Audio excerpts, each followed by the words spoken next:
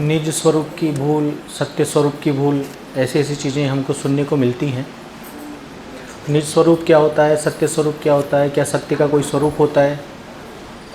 निज क्या होता है? निज का मतलब हम, मैं। निज नाम हो गया या निज स्वरूप हो गया, वो मैं से ही जुड़ा हुआ है, मैं से पार की बात नहीं है। जैसे कोई लोग कहते हैं कि हम भूल गए अपने आप को, निज को भूल गए, निज स्वरूप को भूल गए, अब उसको वापस याद करके उसकी सुध में आके वापस हम निज हो जाएंगे। निज असल में हम खुद ही होते हैं, चेतना ही होती है, और चेतना का काम ही है भूलना, फिर अपने स्वरूप में आ जाना, फिर भूलना, फिर स्वरूप में आ जाना। ये एक चक्र चलता है चेतना का।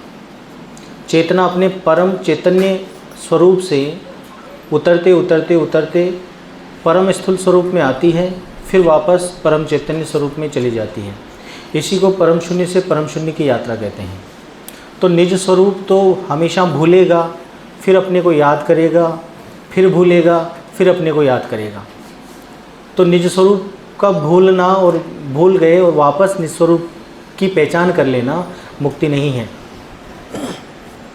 ये तो हम निज स्वरूप को नहीं भी पहचानेंगे तो भी पहचान ही जाएंगे, क्योंकि जैसे कोई सोता है तो क्या वो सोता ही रहता है क्या? उठता भी है।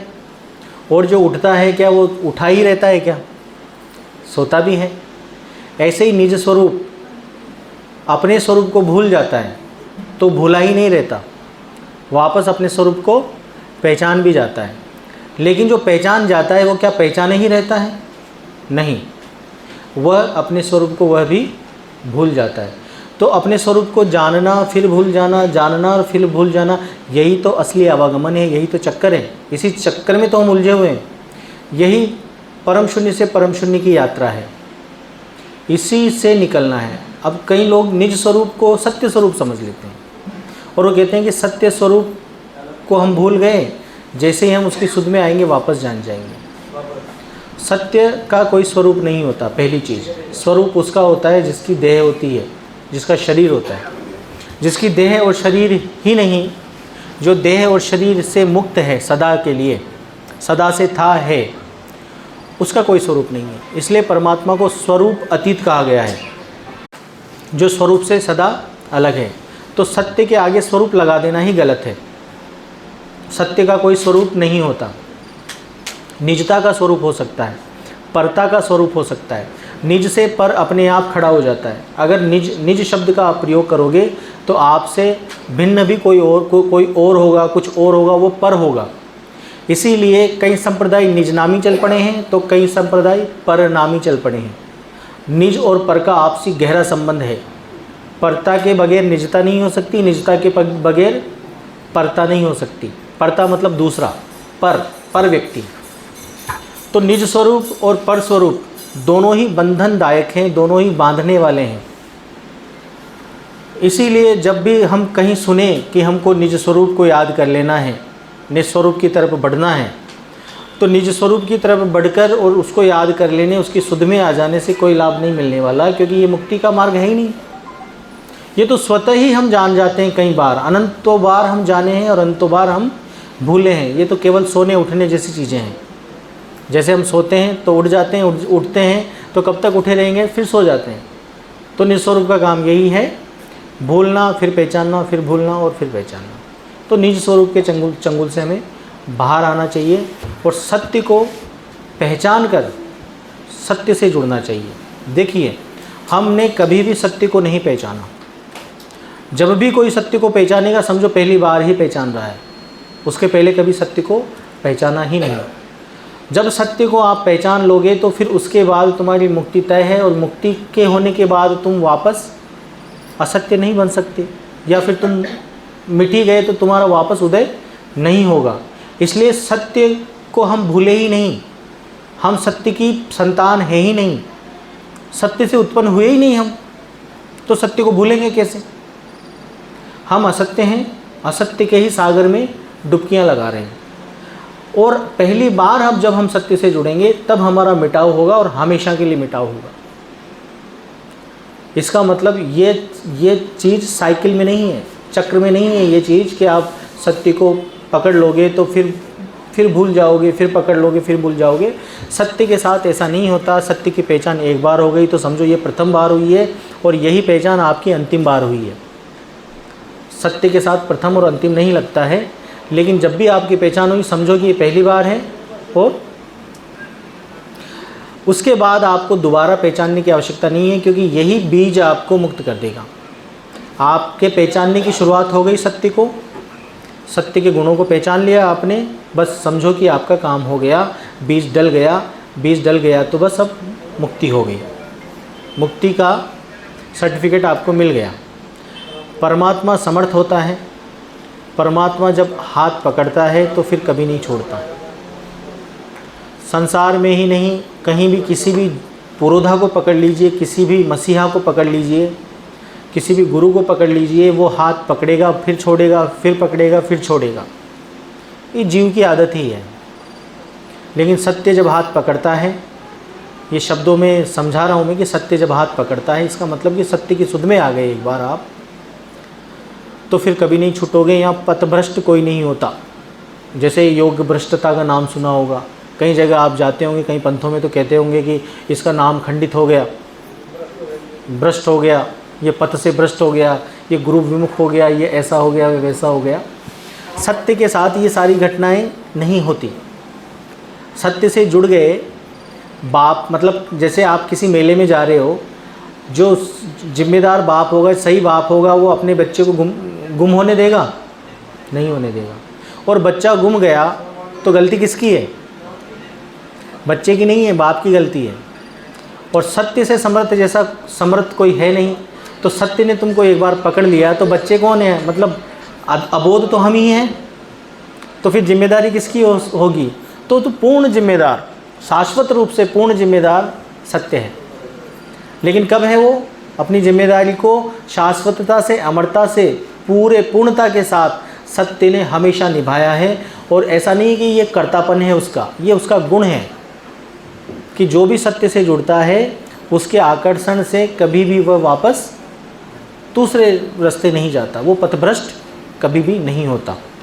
तो निज स्वरूप के चंगुल में हमें नहीं फंसना चाहिए, निजता के चंगुल में हमें फंसना नहीं चाहिए।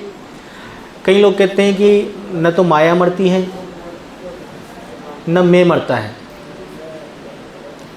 देखो, माया और मैं एक ही चीज़ है, जो परिवर्तन में है उसी को मैं कहते हैं। लेकिन जब हम परम चेतना की बात करते हैं तो परमात्मा के सम्मुख आकर माया भी मर सकती है और परम चेतना भी मर सकती है, मैं भी मर सकता है और माया भी मर सकती है।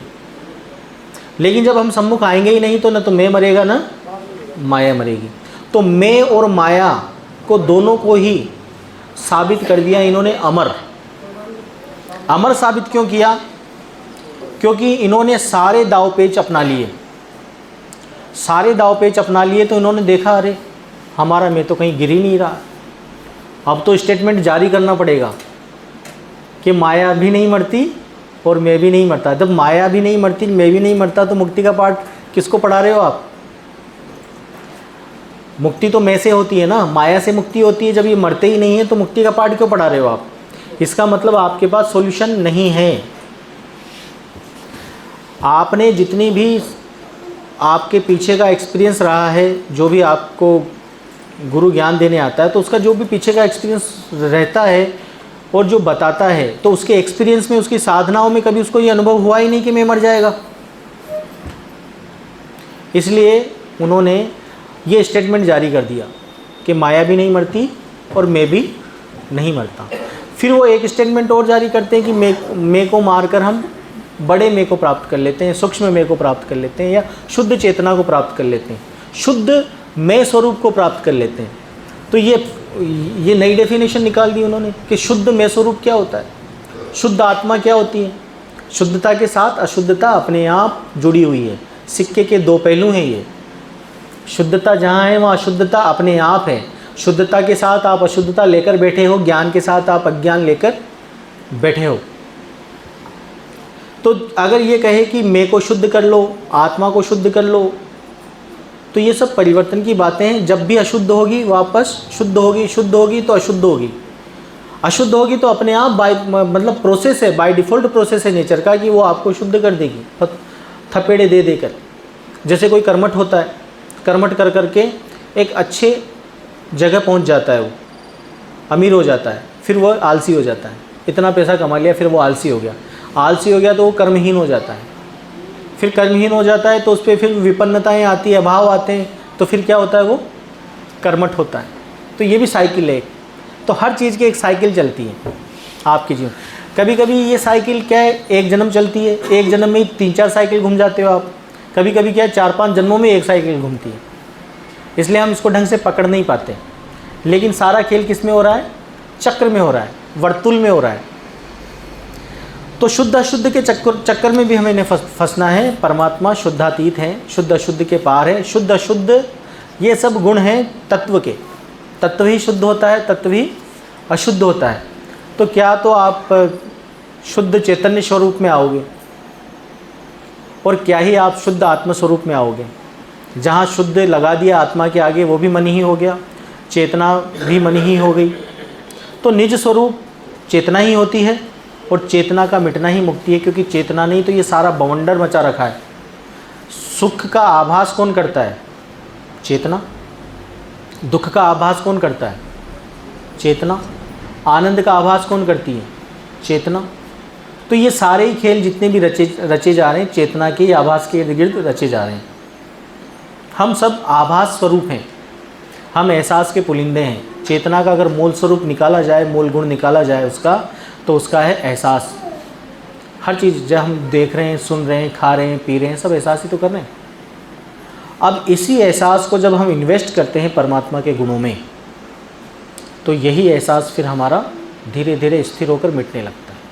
मतलब चेतना के गुणों से हम खत्म होने लगते हैं और अंत में चेतना पूरी तृप्त होकर जैसे कागज़ राख बन जाता है, वैसे चेतना मिटकर निश्चेतन हो जाती है, स्वयं परमात्मा ही बचता है। फिर इस तरह से बहुत सारी भ्रांतियाँ संसार में आध्यात्मिकता को लेकर है और इसी वजह से लोग अलग अलग तरह की भ्रांतियाँ निकाल कर अलग अलग तरीके से अपने आप को श्रेष्ठ साबित करने की कोशिश करते हैं, अलग अलग ज्ञान देकर, और रह परिवर्तन वाले ज्ञान में ही जाते हैं, मन के ज्ञान में ही फंसते चले जाते हैं। और बड़े बड़े ग्रंथ हैं मन के ज्ञान के ही, जो ये साबित करते नज़र आते हैं कि ये सत्य का ज्ञान है, लेकिन वो सत्य का ज्ञान नहीं होता है, वो मन का ही ज्ञान होता है। अब प्रारब्ध के बारे में लोग कहते हैं कि प्रारब्ध क्या होता है, और क्या प्रारब्ध केवल इंसानों का ही होता है, जानवरों का ही होता है, क्या निर्जीव चीज़ों का प्रारब्ध नहीं होता। तो जैसे परमात्मा सजीव को भी मिलता है तो निर्जीव को भी मिलता है, ऐसे ही प्रारब्ध सजीव का भी होता है और निर्जीव का भी होता है। क्योंकि यहाँ निर्जीव कोई नहीं है, सभी सजीव ही हैं, सब में जीवन है, तो प्रारब्ध सबका ही होगा। एक पहाड़ का भी प्रारब्ध है, नदी का भी प्रारब्ध है, व्यक्ति का भी प्रारब्ध है, मोबाइल फ़ोन का भी प्रारब्ध है, एक चाकू का भी प्रारब्ध है, एक पेन का भी प्रारब्ध है, एक डायरी का भी प्रारब्ध है। आप संसार में जितनी भी चीज़ें देख रहे हैं सबका प्रारब्ध है। प्रारब्ध का मतलब होता है कि उसको आगे क्या क्या उसके साथ होगा, इसकी निश्चितता प्रारब्ध कहलाती है। वैसे प्रारब्ध की एक बहुत सारी डेफिनेशंस हैं, लेकिन सही डेफिनेशन में हम जाएं तो हमारे आगे की गतिविधियां प्रारब्ध से प्रीडिसाइड होती हैं। मतलब सब कुछ निश्चित है संसार में, कुछ भी ऐसी चीज़ नहीं है जो अनिश्चित है, लेकिन निकलती अनिश्चितता के महासागर से ही है। जैसे पूरा महासागर एक अनिश्चितता का महासागर मानिए, लेकिन ऊपर जो लहरें उठती हैं वो निश्चित लहरें उठती हैं। घटनाएं, किसी भी घटना को अंजाम देने के लिए सागर पर्याप्त है, लेकिन जो घटनाएं उसमें घटती हैं वो सब घटनाएं कैसी घटती हैं, निश्चित घटनाएं घटती हैं। ऐसे अनंत सृष्टियों को अनंत महासागर समझोगे आप, तो इसमें से घटनाएं जितनी भी घटती हैं वो निश्चित घटनाएं घटती हैं प्रकृति के बहाव स्वरूप। और प्रकृति भी अपना बहाव को अपने तरीके से नहीं बहा सकती। जैसे नदी बहती है तो नदी क्या अपने मर्जी से कहीं भी बह जाएगी, उसका सेट डायरेक्शन है, पैटर्न है, कहाँ किस जगह से उसको गुजरना है। वो अपनी मर्जी से दूसरा रास्ता नहीं अपना सकती, उसी पैटर्न से होकर वो जाएगी। और यदि कभी नदी का रास्ता बदलता है तो कब बदलता है? जब कोई बाहरी शक्ति का, कोई बाहरी व्यक्ति या बाहरी शक्ति कोई नया रास्ता बना दे उसके लिए। जब बाहरी शक्ति नया, जैसे इंसान कोई नया रास्ता बना दे, तब जाकर फिर उस रास्ते से भी वो गुजरने लगेगी। ऐसे ही जो ये अनंत प्रकृतियों का बहाव है, ये अपनी मर्जी से नहीं बहती बेचारी, ये भी बाध्य है उसी पैटर्न पर बहने के लिए। लेकिन सोचिए उस पैटर्न को कभी बदलना हो तो फिर किस चीज़ की ज़रूरत पड़ेगी? जो प्रकृति समस्त प्रकृतियों से बाहर है, जो परे है, उसकी आवश्यकता है। तो समस्त प्रकृतियों से परे कौन है? परमात्मा है। तो परमात्मा से जुड़ोगे तभी आप इस सर्टेनिटी से मुक्त हो सकते हो। तो प्रारब्ध दोनों का होता है, सजीव का और निर्जीव का। कब किसके साथ क्या होगा? एक पेन कभी कोई कविता लिख देगा, एक पेन से किसी को फांसी लग जाएगी, एक पेन किसी के हथियार का काम भी कर सकता है, एक मर्डर भी हो सकता है उससे, और एक पेन ऐसे ही पड़ा रह जाएगा, ख़राब ही हो जाएगा, लेकिन कभी कोई चलाएगा नहीं उसको। तो ये क्या है? प्रारब्ध ही तो है। सेम इंसानों के साथ भी ऐसा ही होता है। एक इंसान बिल्कुल बेकार निकल जाएगा, एक इंसान बहुत काबिल निकल जाएगा, एक इंसान बिल्कुल नकारा, पूरा जीवन नकारा पड़ा रहेगा। तो जैसे प्रारब्ध हमको लगता है कि चलते हुए जीवों के होते हैं, वैसे ही निर्जीव चीज़ों के भी प्रारब्ध होते हैं। कई चीज़ें ऐसी हैं कई कंपनियों में, जैसे कि कोई जूता बनाने की कंपनी है, अब उसके कई सारे जूते तो विदेशों में चले जाते हैं, कई गाँवों में चले जाते हैं, कहीं चले जाते हैं। ये प्रारब्ध ही तो है उनका। जैसे कोई व्यक्ति किसी विदेश में जन्म ले ले, कोई अपने देश में, कोई गांव में, कोई शहर में जन्म ले ले, कोई अमीर घर में जन्म ले ले, कोई अमीर घर में जन्म ले ले। ऐसे ही वस्तुओं का हिसाब किताब है। कोई किसी वस्तु को कोई अमीर इस्तेमाल कर रहा है, किसी वस्तु को कोई गरीब इस्तेमाल कर रहा है, किसी को कोई मजदूर इस्तेमाल कर रहा है ना। तो वस्तुओं का भी अपना प्रारब्ध होता है। एक चाकू है जो कि किसके काम आता है? सब्जी काटने के काम आता है। एक चाकू वही क्राइम करने के काम भी आ जाता है। तो ये प्रारब्ध है अपने। तो प्रारब्ध जैसे परमात्मा सबको सम रूप से उपलब्ध है, वैसे ही प्रारब्ध भी सबको समान रूप से मिलते हैं, और सबके प्रारब्ध समान होते हैं। यदि हम अनंत सृष्टियों का पूरा बहाव चेक करेंगे तो हर व्यक्ति सेम तरीके से ही जीता है, पूरे अनंत जन्म। ऐसा नहीं है कि किसी को अलग जीवन मिलेगा, किसी को अलग जीवन मिला। हाँ, अभी अगर हम सबके जीवन देखें तो सबके जीवन अलग अलग नजर आएंगे, लेकिन पूरे जीवन देखें सारे कंप्लीट, अब तक परम शून्य से परम शून्य की यात्रा में जितने भी जन्म हुए हैं, तो सबको सबका रोल अदा करना पड़ता है। इसका मतलब सब बराबर है। आज कोई गरीब है तो वो अमीर भी बनेगा, जो अमीर है वो गरीब भी बनेगा, जो आज अपंग है वो सही शरीर वाला भी बनेगा, जो सही शरीर वाला है वो अपंग भी बनेगा। आज किसी का एक्सीडेंट से मृत्यु देख लेते हैं, हम देखते हैं कि यार इसकी तो बहुत बेकार हम भी कई बार एक्सीडेंट से मारे गए, हम भी कई बार पूरा जीवन जीकर मरे, कई बार हम बीमार होकर मरे, कई बार हम गर्भ में ही मर गए। तो ये सारी चीज़ें हमको झेलनी पड़ती है, सबको झेलनी पड़ती है। किसी का दुख देखकर ज़्यादा खुश मत हो या दुखी मत हो, क्योंकि वो दुख आपको भी या तो झेला है आपने या झेलना पड़ेगा। किसी का सुख देखकर ऐसा मत हो कि अरे इसको कितना सुख मिल गया, वो सुख आपको भी भोगना पड़ेगा या भोग चुके हो कई बार। और एक सुख को हम एक बार ही नहीं भोगते, कई कई बार भोगते हैं। ऐसे ही एक दुख को भी हम एक बार नहीं भोगते, कई कई बार भोगते हैं। ये सारा बहाव प्रारब्ध का है।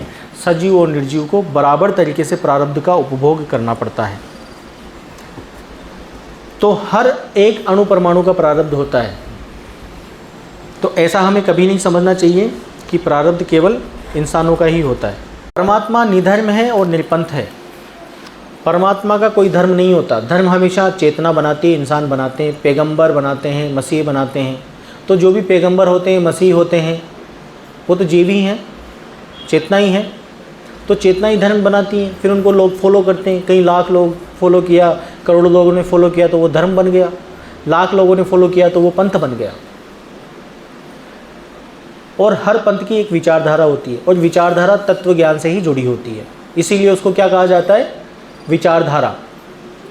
और सत्य को हमेशा सत्य कहा जाता है, क्योंकि सत्य की कोई विचारधारा नहीं होती। इसलिए सत्य सदैव क्या होता है? निरपंथ, निधर्म होता है सदैव सत्य। सत्य का कभी भी कोई पंथ नहीं मिलेगा, क्योंकि सत्य पंथ हमेशा सीमित होता है। सत्य को ओढ़ने के लिए पंथों की आवश्यकता नहीं है, धर्मों की आवश्यकता नहीं है। सत्य जैसी विराटता को, सत्य जैसी अनंतता को छोटे छोटे धर्म अपने आप में पिरो नहीं सकते, छोटे से पंथ उसको धारण नहीं कर सकते। न पंथ धारण कर सकता, न धर्म धारण कर सकता सत्य की विराटता को, सत्य की अनंतता को। इसलिए सत्य सदा से, अनंत समय से निरपंथ रहा है और निधर्म रहा है। और जितने भी लोग पंथों की, अपने अपने पंथों की बात कहते हैं कि सत्य यहीं मिलेगा, वो झूठे हैं और वह केवल तत्व की ही साधना में साधित हैं। वह केवल परिवर्तन की ही साधना में साधित हैं, वो सत्य की साधना से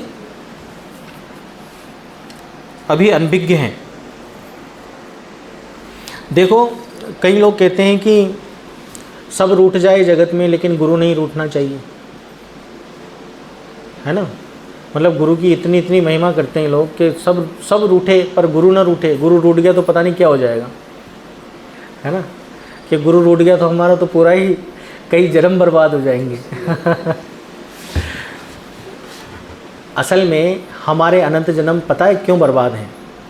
गुरु के रूठने की वजह से नहीं, हमारे रूठने की वजह से, सत्य से। हम सत्य से विमुख हैं, इसीलिए हम बर्बाद हैं। और जैसे ही हम सत्य के सम्मुख हो जाएंगे तो सत्य कभी किसी से नहीं रूठता। पहली चीज़, सत्य तो सदा से है, अपनी जगह पर है और सदा से अपने गुणों में एक रस है, तो वो क्यों रूठेगा किसी से? हम हमारी ऐठ में रूठे हुए हैं, हम विमुख हैं उससे। तो गुरु के रूठने उठने पर मत जाइए आप। ये तो उन्होंने एक तौर तरीके अपना रखे हैं ताकि लोग उससे चिपके रहें, उनको सम्मान देते रहें।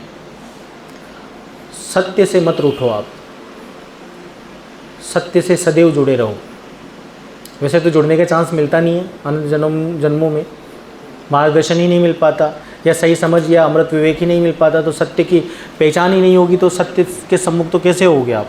लेकिन अनंत जन्मों से अगर हम अभी इतने बर्बादी का मतलब ये होता है बेचैन होना, त्रसित रहना। सभी तो बेचैन हैं, सभी त्रसित हैं। मुझे कोई एक इंसान ढूंढ कर बता दीजिए जो त्रसित नहीं है, तृष्णा में नहीं है, बेचैन नहीं है, चिंताओं में नहीं है, भय में नहीं है। एक इकलौता इंसान नहीं मिलेगा पूरी सृष्टि पर।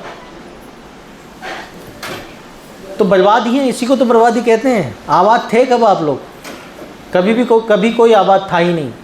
आबादी मिलती है सत्य से जुड़ने के बाद, तब जाकर हम चिंता, भय और स्वार्थ से मुक्त होना शुरू हो जाते हैं।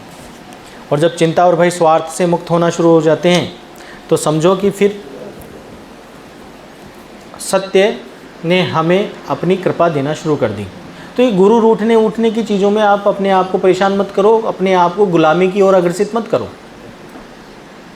जैसे कई लोग कहते हैं कि परमात्मा का शुक्राना या परमात्मा का धन्यवाद कैसे किया जाए, या फिर परमात्मा से प्रार्थना कैसे की जाए।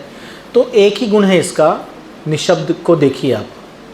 शब्दों में कभी भी उस अमर सत्य को, उस सर्वव्यापी को शुक्राना नहीं कर सकते आप। उसका शुक्राना करने का एक ही तरीका है, उसको एहसास में लाना। जब भी हम उसको एहसास में लाएंगे तो हम खुश हो जाएंगे, हम शांत हो जाएंगे, हम ठहर जाएंगे, हमको शांति मिलना शुरू हो जाएगी। तो यही शुक्राना है। जब भी हम अशांत हैं तो समझो हम उसका शुक्राना नहीं कर रहे हैं। जब भी हम असहज हैं तो उसका शुक्राना नहीं हो रहा है।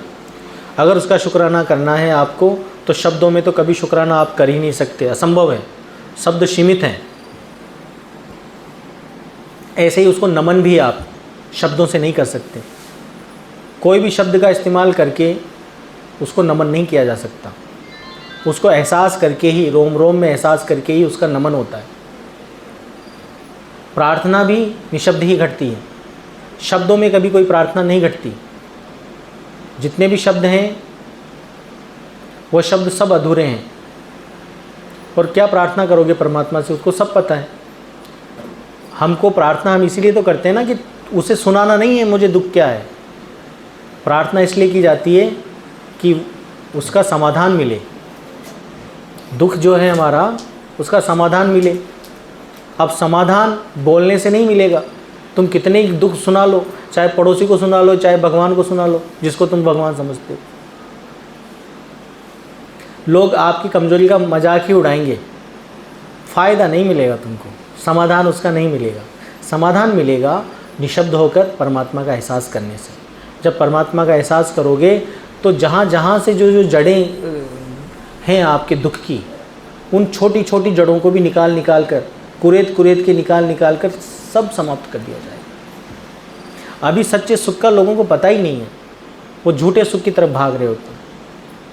हम अनंत जन्मों से इतने थके हुए हैं, हमको हमारी थकान का भी पता नहीं है कि हम कितने थके हुए हैं। हम बस शरीर की थकान तक ही सीमित हैं, शरीर की थकान को ही आभासित कर पाते हैं। और उन जो बाकी थकानें हमको मिली हुई हैं, उनके इतने अभ्यस्त हो चुके हैं हम कि उन थकानों को हमने हमारे जीवन का हिस्सा बना लिया है। हम सूक्ष्म थकानों से इतने थके हुए हैं कि समझो कि बहुत ही बड़े दलदल में फंसे हुए हैं। परमात्मा जब सारी थकानों को निकालता है, जब हम परमात्मा से जुड़ते हैं, तब हमको पता चलता है अरे ये भी है, ऐसा भी होता है क्या।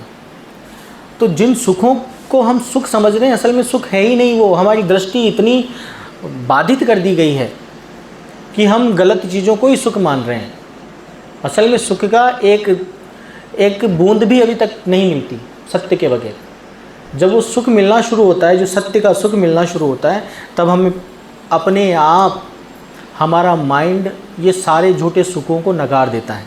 अपने आप नकार वहाँ से उठता है, सत्य की कृपा से नकार उठता है। तो निशब्द नमन हो, चाहे निशब्द प्रार्थना हो, यह सब कैसे की जाती है? परमात्मा को एहसास करके की जाती है, और इसके अलावा कोई तरीका नहीं है। अगर आप कोई और अन्य तरीका ढूंढें तो वो सब झूठे तरीके हैं। परमात्मा कभी किसी की परीक्षा नहीं लेता है। परमात्मा की परीक्षा हम ले सकते हैं। परीक्षा असमर्थ व्यक्ति लेता है, समर्थ कभी परीक्षा नहीं लेता। जैसे सामने वाले के गुण अवगुण अगर हमको पता ही नहीं है, तब हम टेस्ट एक पैमाना खड़ा करते हैं कि अगर ये इस टेस्ट में पास हो गया तो ये गुणी व्यक्ति है, अगर टेस्ट में पास नहीं हुआ तो अवगुणी है।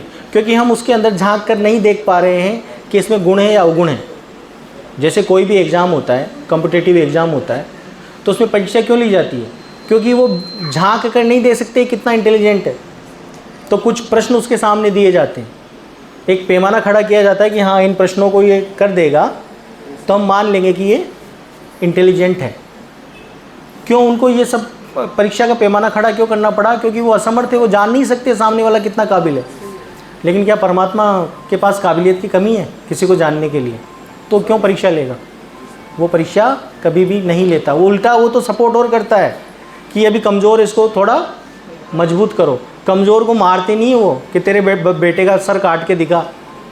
हमने कई कहानियाँ सुनी है ना कि वो जाते हैं परीक्षा लेने और कहते हैं कि हम तो भूखे साधु हैं, बोलो क्या क्या करना है? अपने बेटे की गर्दन काट कर मुझे खिलाओ, शेर को खिला दो।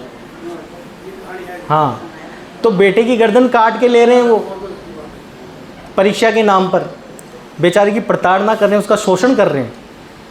किसके नाम पर? परीक्षा के नाम पर। तो परमात्मा ऐसी परीक्षाएं कभी नहीं लेता। परमात्मा तो कमज़ोर को उन्नत करता है, शक्तिशाली बनाता है। और हमेशा परीक्षा किसकी होती है? समर्थ की। तो परीक्षा लेनी है तो किसकी लो आप? परमात्मा की परीक्षा लो कि तू लायक भी है या नहीं है, मैं वैसे ही अटका हुआ हूँ तेरे में। उसको टेस्ट करके देखो। आपके जीवन में कभी भी कोई भी समस्या आए, कोई परेशानी आए, तो इसको एहसास करके देखो।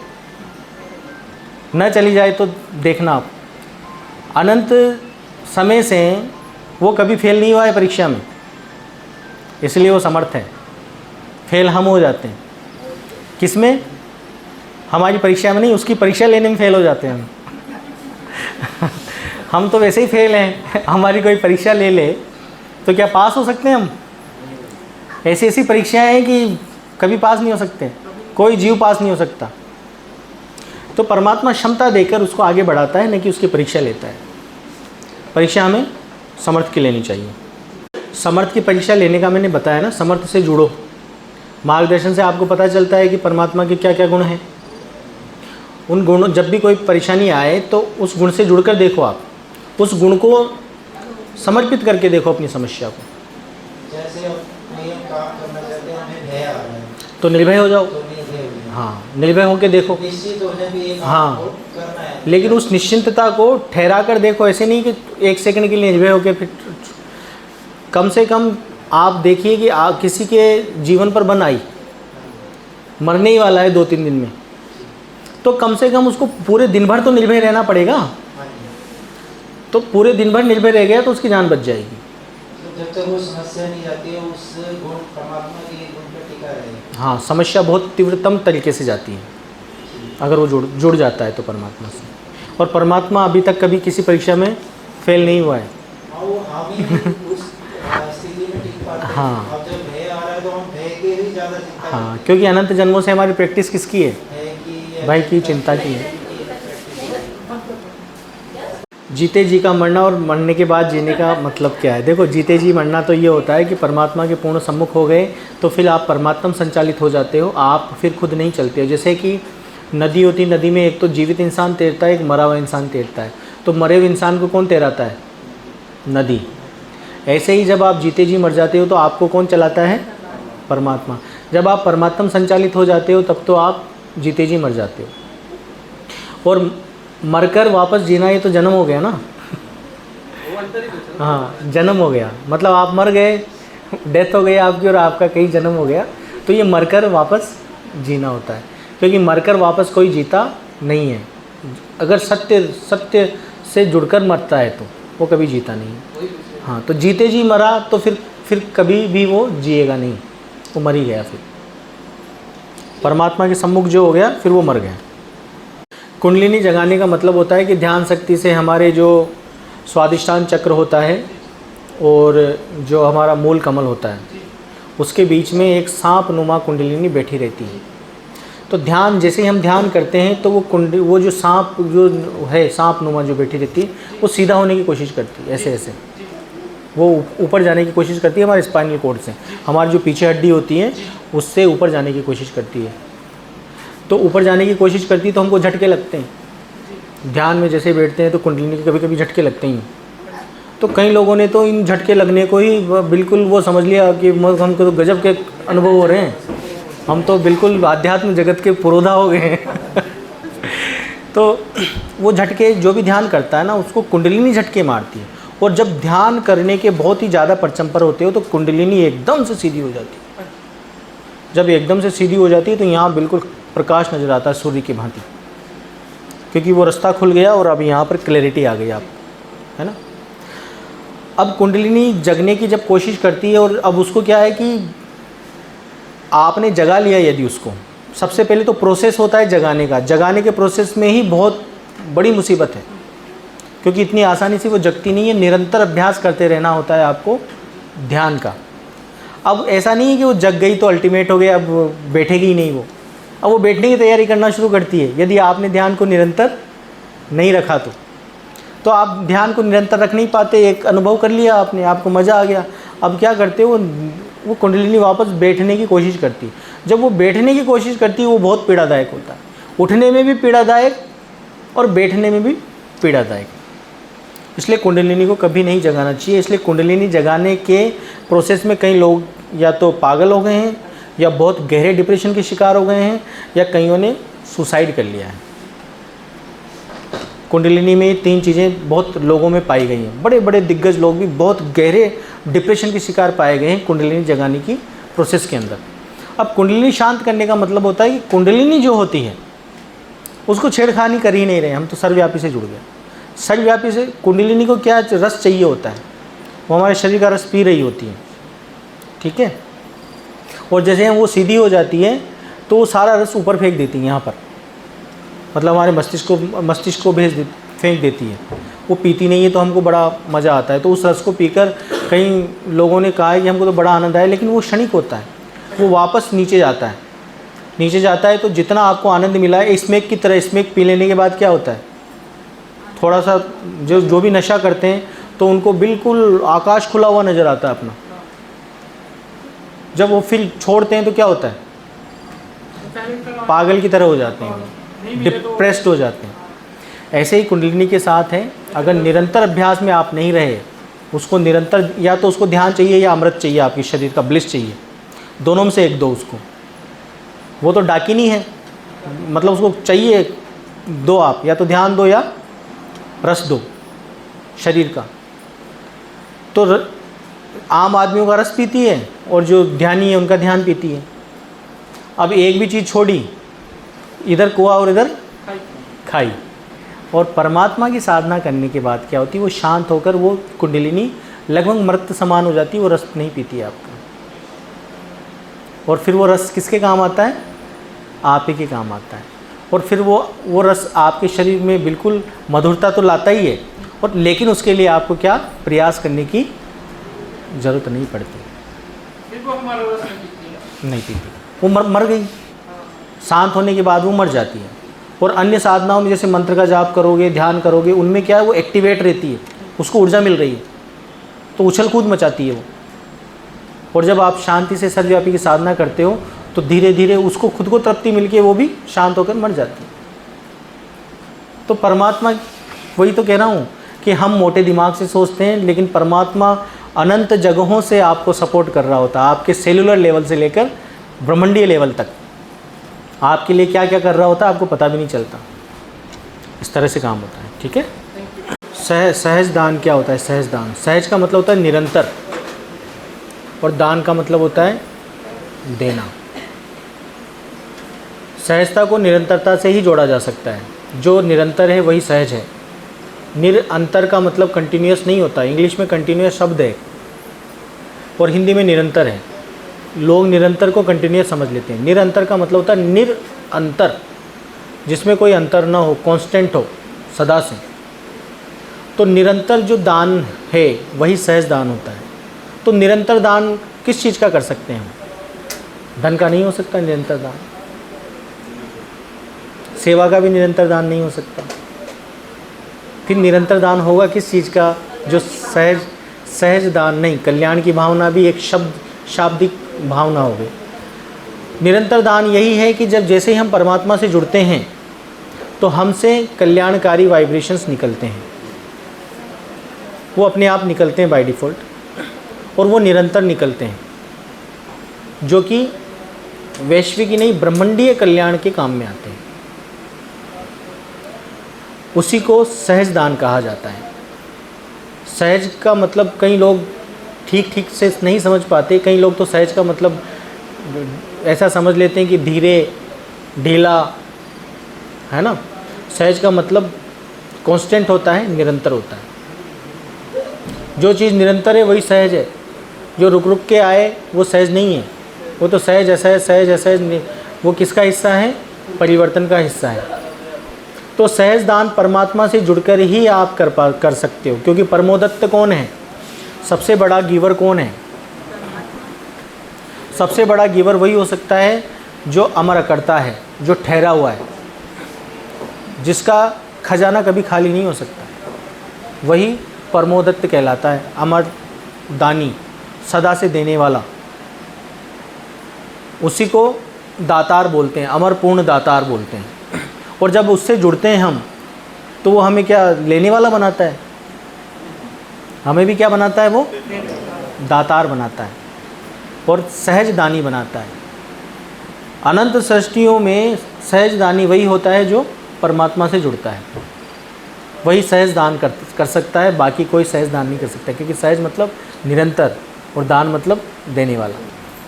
अब इससे पीछे मैंने ऑडियोज़ वीडियोज़ में, क्योंकि देखो सारी चीज़ें सूक्ष्म लेवल पर धीरे धीरे समझाई जाती हैं। तो सबसे पहले तो आपका ये भ्रम तोड़ा कि आप, है ना, दान के लिए भाग भाग कर किसी को भी जा कर दान मत दो। जो सहजता से आपके पास आ जाए चलकर, जैसे कोई मांगने आ गया, आप उसको गाली दे के मत भेजो आप, क्योंकि आपने नहीं बुलाया। वो प्रकृति की ऐसी व्यवस्था बनी कि वो आपके घर मांगने आ गया। अब घर मांगने आ गया वो आपके पास, तो एक नियत पैसा आप कुछ भी डिसाइड कर लो। कई लोग कहते हैं पैसा नहीं देना चाहिए, खाना खिला दो। तो आपने खाना खिलाया, बाकी आगे चलने वाले ने पैसा दिया, उस पैसे से उसने दारू पी ली, तो सहयोग तो आपका भी हो गया ना। अगर आप खाना नहीं खिलाते, पैसा देते, तो पैसे से खाना खाता पहले,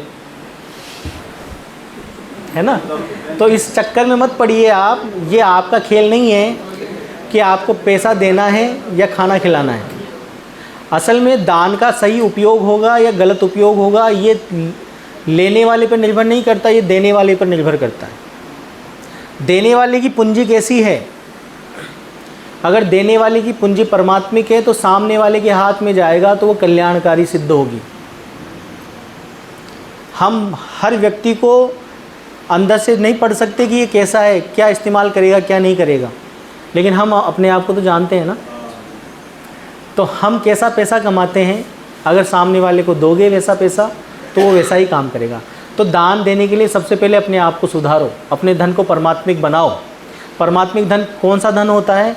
जो सहजता से, शांति से, निश्चिंतता से कमाया जाता है, जिसमें खींचातानी करके, लड़ाई मुक्का धक्का मुक्की करके जो कमाते हो वो परमात्मिक धन कभी नहीं होता। न तो वो आपको शांति देगा, नहीं जिसको आप दान दे रहे हो उसको शांति देगा, क्योंकि तो जहर है। जहर चाहे आप पियो या सामने वाला पिए, वो तो जहर का ही काम करेगा ना। तो दे क्या रहे हो, वो हाथ में क्या है आपके, वो डिसाइड करेगा सामने वाले के कैसे काम आएगा। आपके हाथ में अगर अमृत है तो सामने वाले के भी अमृत का ही काम करेगा। आपके हाथ में जहर है तो सामने वाले के लिए भी जहर का काम करेगा। तो एक नियत पैसा तय कर लो, कोई भी आए तो, कि किसी को 5 देना है, 10 देना है, 15 देना है, वो आपकी कैपेसिटी के अनुसार। लेकिन अगर एक दिन में 10 भी आए तो 10 को ही देना है। कई लोग बोलते हैं जी मैंने 1 को दे दिया, अब 9 आए तो क्या करूं? आपको समता का भाव रखना है। 1 को 10 रुपये दिए, अगर आपकी क्षमता नहीं है तो एक को 1 रुपया दो, 10 को 1-1 रुपये में निपटाओ, लेकिन 10 के 10 को दो। आप रास्ते में जा रहे हो, कोई मांगने वाला आ गया तो उसको भी दो। हाँ, तो अपनी क्षमता के अनुसार दे दो, ज़बरदस्ती क्यों? भैया मेरी तो क्षमता इतनी, 5 रुपये या 2 रुपये या 10 रुपये, जितनी भी आपकी क्षमता है उतना दे दो। रोज़ थोड़ी मांगने आते हैं किन्नर, नहीं आते ना, कभी कभार आते हैं। तो ये प्रकृति खेल रचती है ना। वो देखो, नहीं उसके कहने से थोड़ी देना है अपने को। कई लोग तो देते ही नहीं है ना, तो कई तो देते भी नहीं। फिर आप कम से कम 5 तो दे रहे हो, 10 तो दे रहे हो। न ले तो फिर मत दो, न ले तो मत दो, वरना आप अपनी क्षमता के अनुसार दो, ठीक है।